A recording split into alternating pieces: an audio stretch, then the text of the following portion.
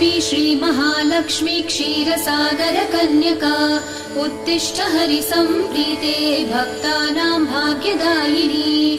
श्रीलक्ष्मी श्रीमहालक्ष्मी क्षीरसागरकन्यका उत्तिष्ठ हरिसम्प्रीते भक्तानां भाग्यदायिनी। उत्तिष्ठोत्तिष्ठ श्रीलक्ष्मी विष्णुवक्षस्थलालये उत्तिष्ठ करुणापूर्णे लोकानां शुभदायिनी। उत्तिष्ठोत्तिष्ठ श्रीलक्ष्मी विष्णुवक्षस्थलालये उत्तिष्ठ करुणापूर्णे लोकानां शुभदायिनी।